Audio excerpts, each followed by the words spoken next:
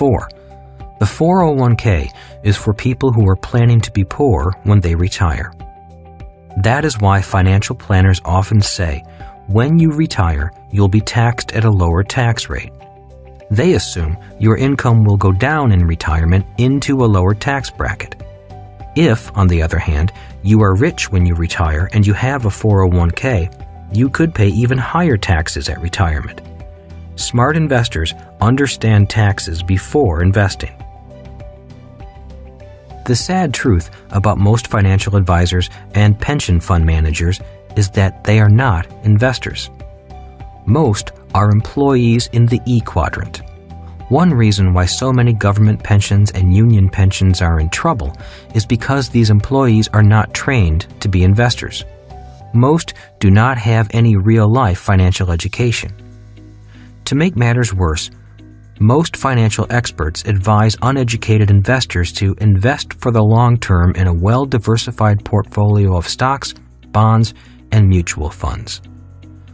Why do these financial experts, employees in the E Quadrant, or salespeople in the S Quadrant masquerading as investors in the I Quadrant, advise you to do that? It's because they get paid not by how much money they make for you, but by how much money you turn over to them for the long term. The longer your money is parked with them, the more they get paid. Money is seen with your mind. It's not what your eyes see, said Rich Dad. A piece of real estate is a piece of real estate. A company's stock certificate is a company's stock certificate. You can see those things, but it's what you can't see that's important. It's the deal, the financial agreement, the market, the management, the risk factors, the cash flow, the corporate structuring, the tax laws, and 1,000 other things that make something a good investment or not. He then proceeded to tear the deal apart with questions. Why would you pay such a high interest rate? What do you figure your return on investment to be? How does this investment fit into your long-term financial strategy? What vacancy factor are you using? What is your cap rate? Have you checked the association's history of assessments? Have you figured in management costs? What percentage rate did you use to compute repairs? Did you know that the city has just announced it will be tearing up the roads in that area and changing the traffic pattern? A major thoroughfare will run right in front of your building. Residents are moving to avoid the year-long project. Did you know that? I know the market trend is up today, but do you know what is driving that trend? Business economics or greed? How long do you think the trend will continue up? What happens if this place doesn't rent? And if it doesn't, how long can you keep this place and yourself afloat? And again, what goes on in your head to make you think that losing money is a good deal? This really has me worried. It looked like a good deal, I said, deflated. Rich Dad smiled, stood up, and shook my hand. I'm glad you took action, he said. Most people think, but never do. If you do something, you make mistakes, and it's from our mistakes that we learn the most. Remember that anything important can't really be learned in the classroom. It must be learned by taking action, making mistakes, and then correcting them. That's when wisdom sets in. I felt a little better and was ready to learn. Rich Dad went on to explain that people look at a piece of real estate or the name of a stock and often make their decision based on what their eyes see, what a broker tells them, or on a hot tip from a fellow worker. They often buy emotionally instead of rationally. That's why 9 out of 10 investors don't make money, said Rich Dad. While they might not lose money, they don't make any either. They just sort of break even, making some and losing some. That's because they invest with their eyes and emotions rather than with their minds. Many people invest because they want to get rich quickly. So instead of becoming investors, they wind up being dreamers, hustlers, gamblers, and crooks.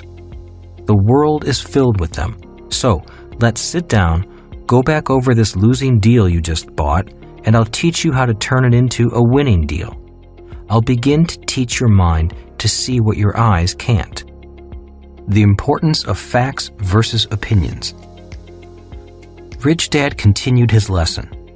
If you want to be successful on the right side, you've got to know the difference between facts and opinions. You can't blindly accept financial advice the way people on the left side do. You must know the numbers. The numbers will tell you the facts.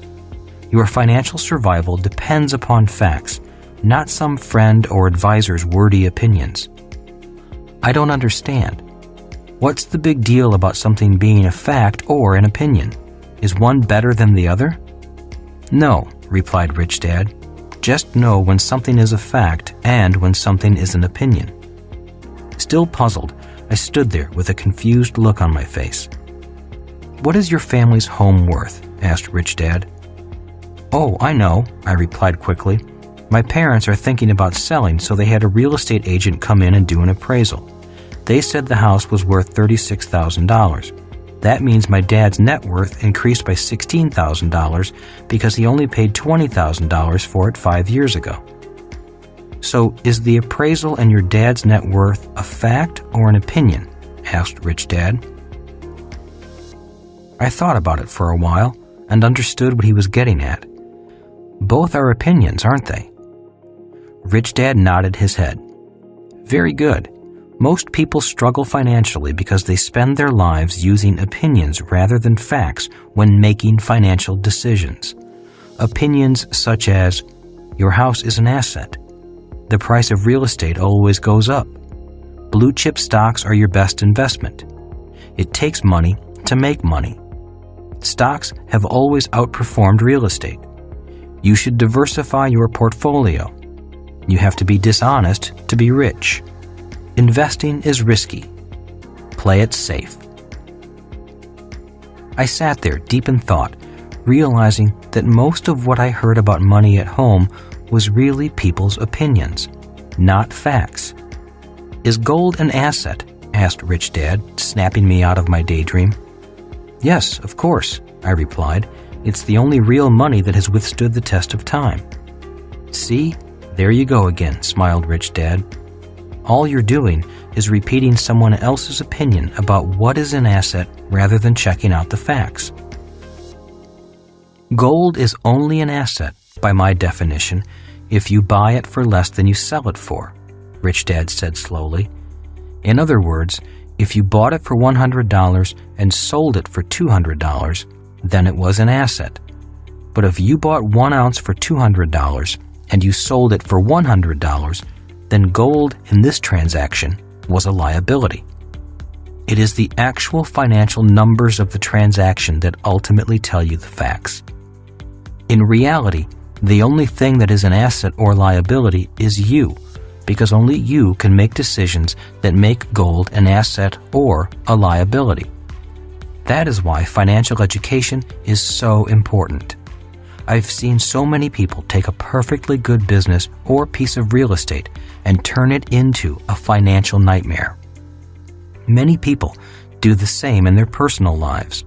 They take hard-earned money and create a lifetime of financial liabilities. I was even more confused, a little hurt inside, and wanted to argue.